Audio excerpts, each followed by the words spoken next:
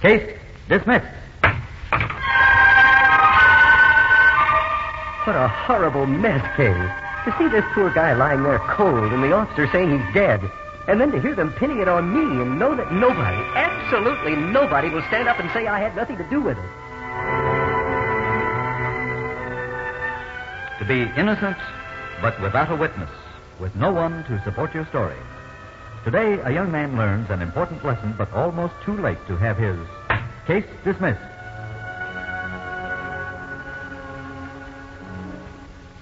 WMAQ, in cooperation with the Chicago Bar Association, presents Case Dismissed. This is the story of your legal rights, how vital to preserve and protect them, how easily they may be lost.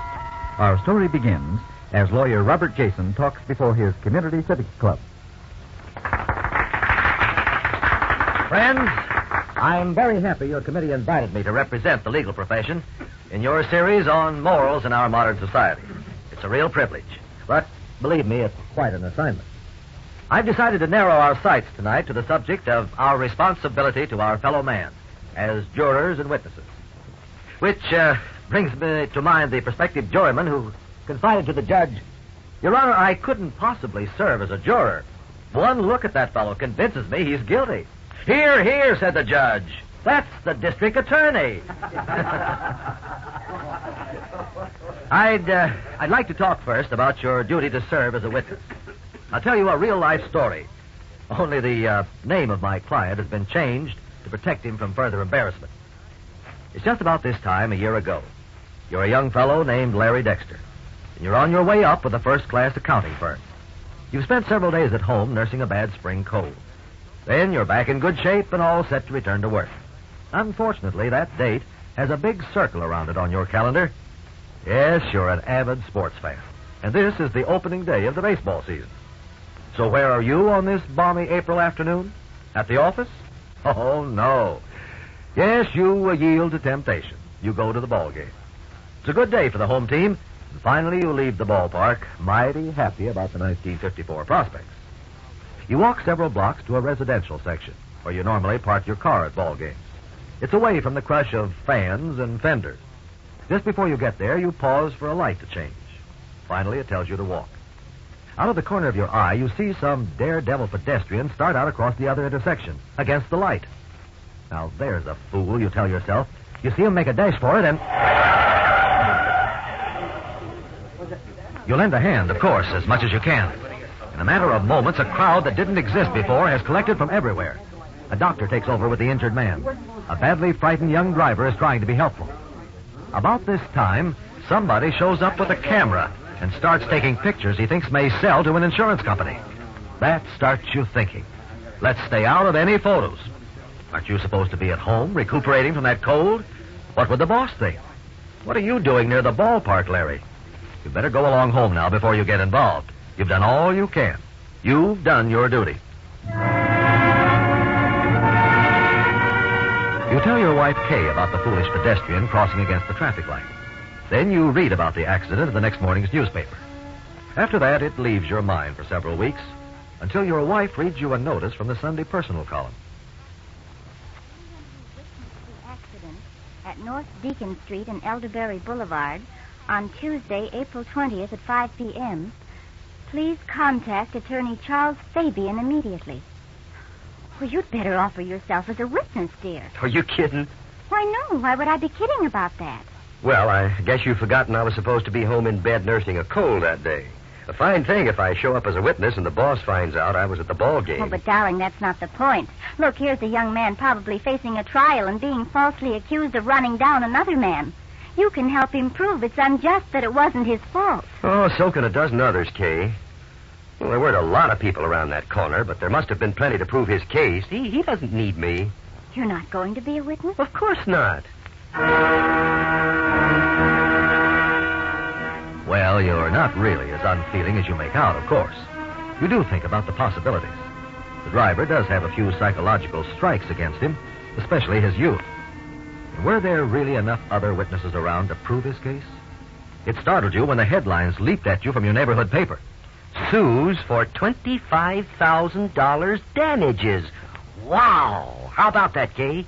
That car accident? Yeah, that crazy guy's socking the poor kid driver with a big lawsuit. And he brought it all on himself. Oh, didn't I tell you, dear? They need you as a witness. Well, I've been thinking about it, Kay. Maybe I was wrong about that traffic light. Now, Larry, you know very well that you came home and told me flatly it was red against the pedestrian before you even started running across the street. Sure. But what happens if one of those smart lawyers gets me all confused? You know how it goes. No, I don't, Larry. Look, if you tell the truth and nothing else but and just keep a cool head, how can they hurt your testimony? Well, look at it this way, honey. Say I could have been wrong. Wouldn't that be just as rough on the victim? And besides, he's the injured party here, and he needs the money. Kid's probably got insurance, so it won't hurt him personally, even if he loses the case. Oh, now you're just making up silly excuses. You can't really believe what you're saying. Well, maybe not, but I can't see myself getting involved either. He'll win that case without me. Don't worry.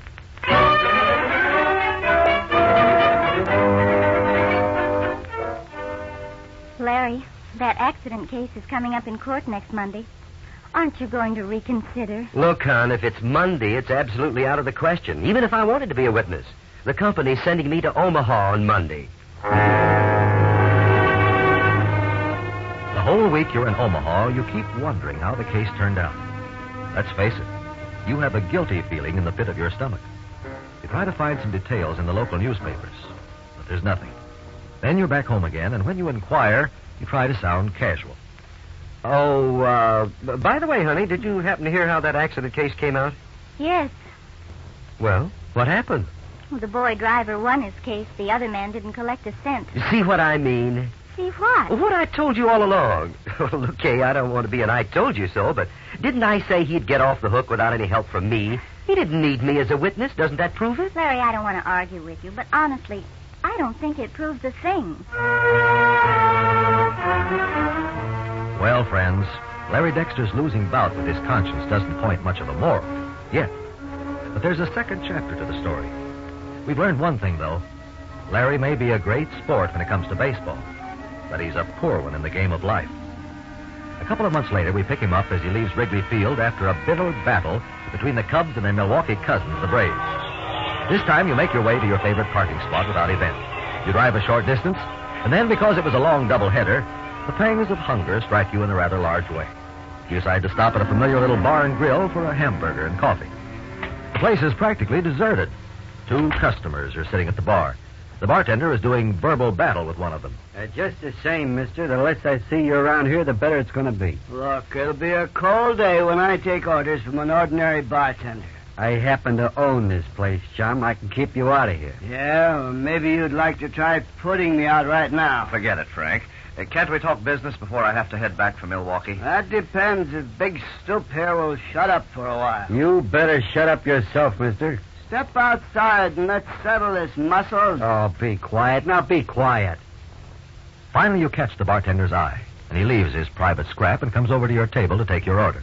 What seems to be the matter over there? Oh, just some smart character looking for trouble. What can I get you? Couple of hamburgers and coffee. Cream? Yeah. Okay, coming right up. The bartender owner turns out to be the chief cook, too. He disappears into the kitchen, and you idly eavesdrop on the pair at the bar. 2 very different types. I wish you'd have a drink, Harris. No, thanks. I've got to get back to Milwaukee.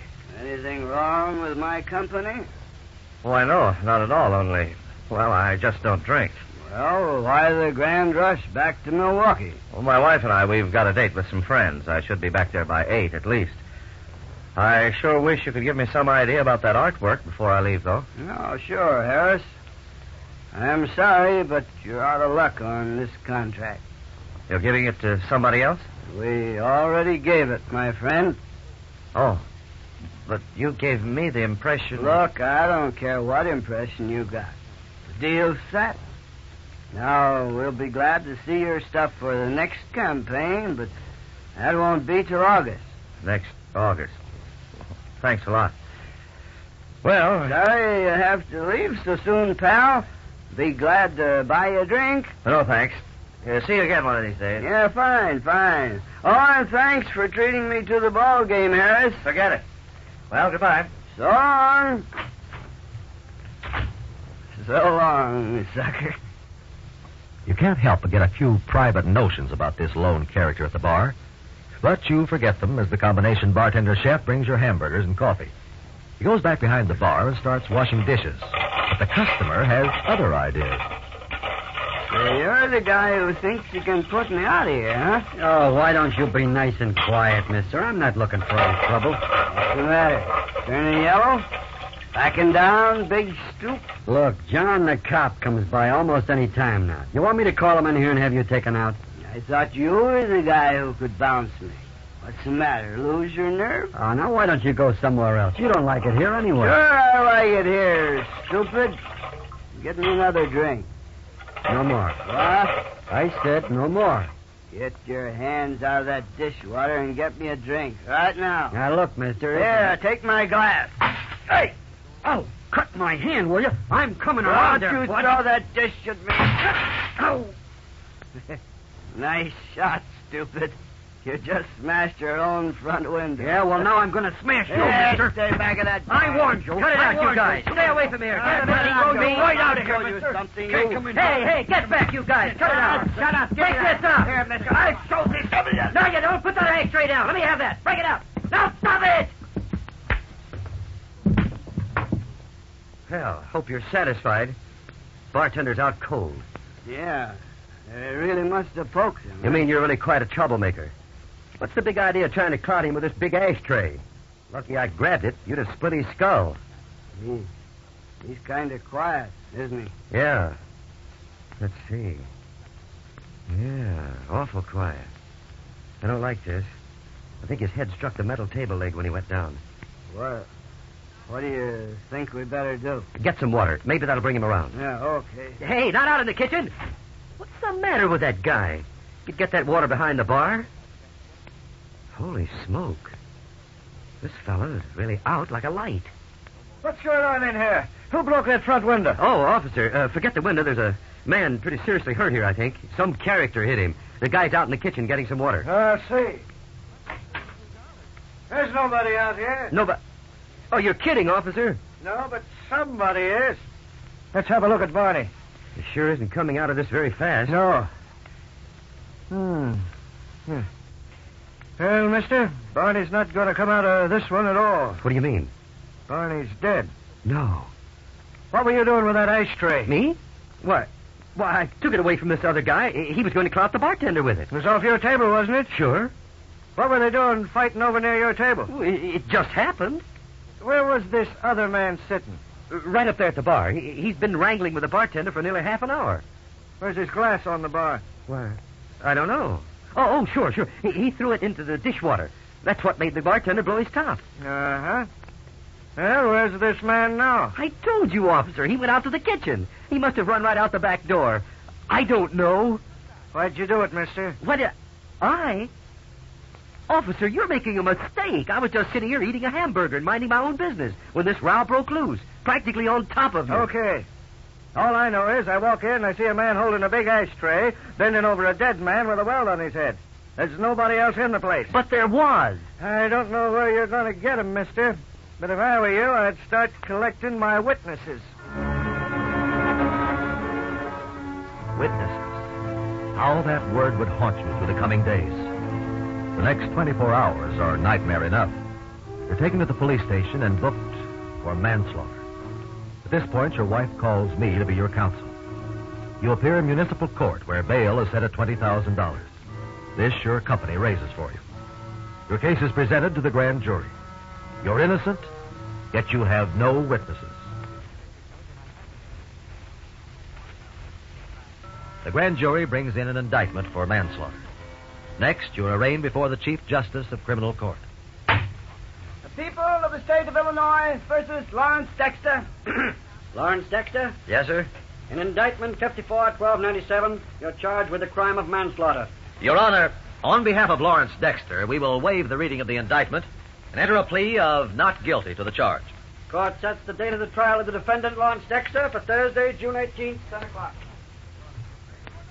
What a mess. What a horrible mess, Kay. To see this poor guy lying there cold, and the officer saying he's dead, and then to hear them pinning it on me, and know that nobody, absolutely nobody, will stand up and say I had nothing to do with it. Oh, don't torture yourself, darling. Oh, I know how terrible you must feel, but things have happened so fast. Oh, they can't do anything to an innocent man, dear. You'll just have to wait till the truth comes out. But will it? Right now, I couldn't look more guilty if I'd been framed. Unless that man who struck the bartender gives himself up, I think I'm a gone goose. And you know what manslaughter means. Up to 14 years, Kay. Oh, darling, stop it. Stop thinking that. You go home now and get some sleep. Tomorrow morning you have an appointment with our lawyer. I know Mr. Jason can clear you. Larry Dexter's wife, Kay, had more faith in my legal talents than I did right at that moment, I'm afraid. And even after her husband and I went over the whole story that following morning. And that brings us up to right now, Mr. Jason. Well, I won't mislead you, Larry. We face grave difficulties with either one of our possible courses of action. Clearing you or bringing in the guilty man. Well, that last possibility seems pretty remote, considering I never saw the man before yesterday. I don't know his name, and I have no idea where he lives. You're sure the name didn't slip out in the argument? No, sir. Oh, wait a minute. Not in the argument, but when he was talking with this fellow who had taken him to the ball game. Now, let's see. I think I heard the other fellow call him Frank just once. Frank? Yes. And I kind of gathered he was in advertising. The way they talked about buying artwork and campaigns and so forth. An advertising man named Frank. Not very helpful when you stop to figure how many advertising Franks there probably are among Chicago's 3.5 million. No, that's true. Perhaps we're out of luck there. But I am impressed by the possibility of finding an artist named Harris among Milwaukee's 600,000. Sure enough, the witness. He left before the fight, but at least he could vouch for the fact that this other man was present. Yes, and even more important, he could identify this man and establish that he'd been quarreling with the bartender, thereby setting up a background for manslaughter. Well, I'm sure he called this Milwaukee man Harris several times, and I gather this Harris either was an artist or represented an art production studio of some sort. The chances are strong that our unknown Milwaukee man won't realize he's a witness in this criminal case, since he had no knowledge of the fight, and he wouldn't be likely to read about it in his newspaper. Knowing the man who fled as a business contact, he may not wish to testify and be responsible for putting the man in hot water. We could subpoena him, of course, if we find him. But lawyers subpoena reluctant witnesses only as a last resort. Out of anger, they may prove to be antagonistic and do the case more harm than good. But in this case, he's the only witness I've got. Exactly. So we must find him, and if necessary, take the chance of legally forcing him to testify. Of course, the fact that he lives in another state is one more problem. Getting him to testify here in Illinois can be mighty difficult. It sounds as if we have our trouble cut out for us, even if we find him. And that's headache enough in itself, I fear, Larry. May not be too easy tracking down this artistic Mr. Harris within the confines of our large Wisconsin neighbor.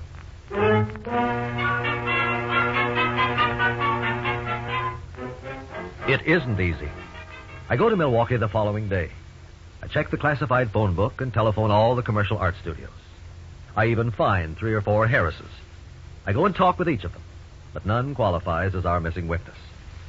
I return to my telephone and start all over again. The Milwaukee Advertising Club. Any members named Harris? Artist? Oh, yes, I've already talked to him. Any others? I see. Well, thank you very much.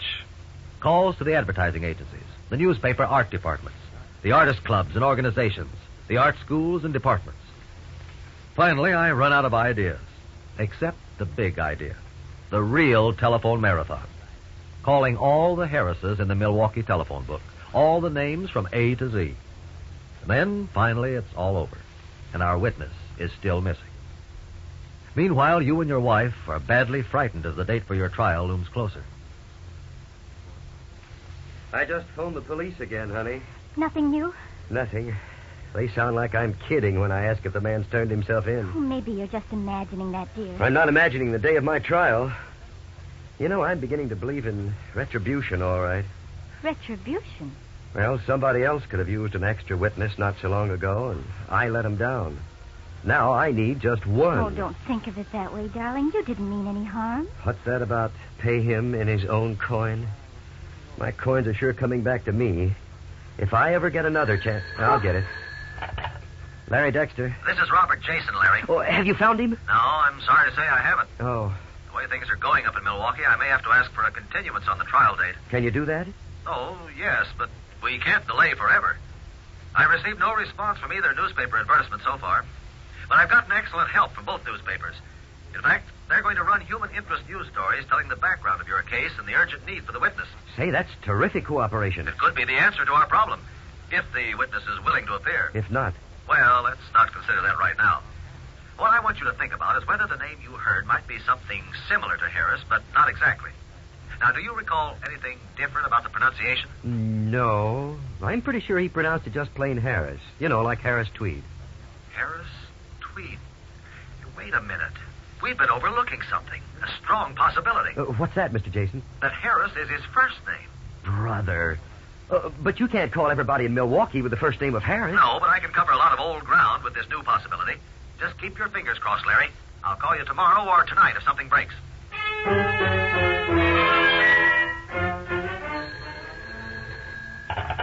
Robert Jason speaking. Mr. Jason, I'm calling from Milwaukee. Yes, sir. Mr. Jason, I read in today's paper about that killing down in Chicago. I want to talk to you about it. I think I can shed some light on the situation. I'll be up there on the next train. What's your name, sir? Chandler. Chandler? Yes, sir. Harris Chandler.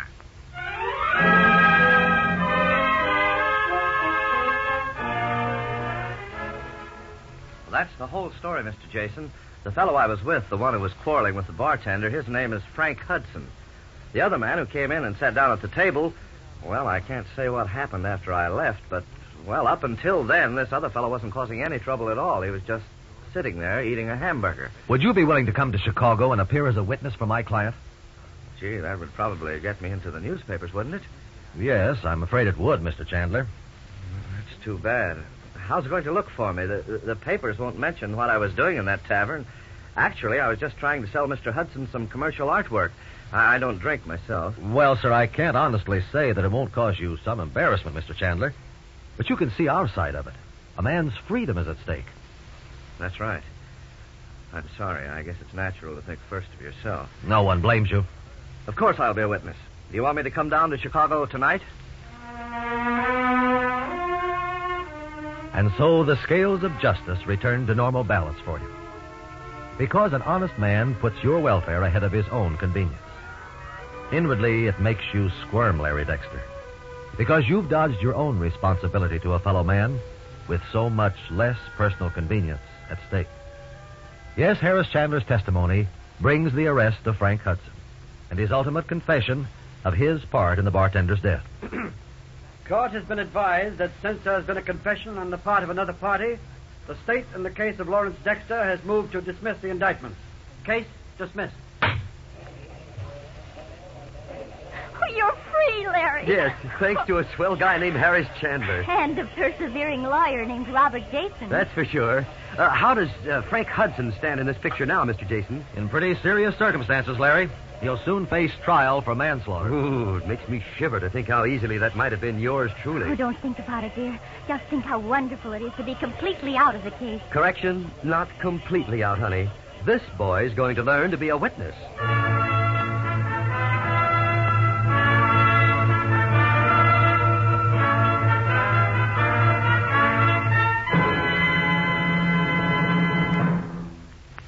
Here to summarize today's case dismissed is your counselor, Dean John C. Fitzgerald of the Loyola University Law School. Dean Fitzgerald. The duty to act as a witness and to serve on a jury is not a duty merely to one's government, but also to one's fellow man. In tonight's story, Larry Dexter learned that lesson the hard way. Unfortunately, there is a widespread tendency to shirk these two civic responsibilities. Those who dodge jury service or avoid appearance as a witness usually do so in the belief that they cannot spare the time and that someone else can do the job just as well. It is your duty to act as a witness, for your own sake as a citizen, for the sake of your fellow man, and for the sake of your government. There are very few civic functions that you are called upon to do in an official or seemingly official way. This is one of them. It's not only an obligation, but an interesting and educational experience. The help to your fellow man is beyond description, as Larry Dexter learned, but probably the most important aspect of your service is the strength you give to a bulwark of one of our cherished institutions, our courts. In times such as these, when much of the rest of the world offers concrete examples of the horrors perpetrated on people by mock trials, we must be vigilant to see that our system is strengthened and kept vital. The faithful discharge of our duty to act as a juror or witness to keep our courts strong and prevent injustice to anyone is a very small price to pay for the benefits of our constitutional system. As always, I must remind you that the legal points in tonight's story are based on Illinois law and may not apply in your state. May I point out, too, that the facts in your situation will probably differ from the facts presented in this story, and this difference in the facts may change the application of the law. Next week, WMAQ and the Chicago Bar Association will consider some of your legal rights in operating a small business on Case Dismissed. Until then, this is your counselor, Dean John C. Fitzgerald, wishing for each of you a good night, good luck, and good laws. Case dismissed.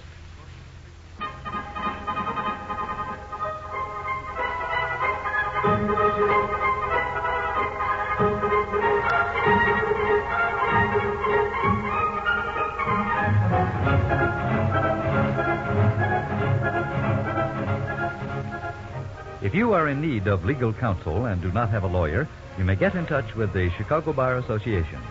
The association maintains, as a public service, a lawyer reference plan which will refer you to an attorney. Case Dismissed is written by Robert Carmen and is based on information supplied by the Chicago Bar Association and its lawyer members. All characters were fictitious. Any resemblance to any person living or dead is purely coincidental. Members of the cast were Burl Vaughn, Carlton Cadell, Marshall Kent, Jack Lester, Claire Baum, and Gil Ferguson. Case Dismissed is produced by Betty Ross. Direction by Herbert Lateau. Musical effects were transcribed. Sound by Tom Evans. Engineering by Harold Whittaberry. And this is Lee Bennett speaking, inviting you to return next Saturday at this same time when we'll bring you a story about some legal rights involved in small business problems on Case Dismissed.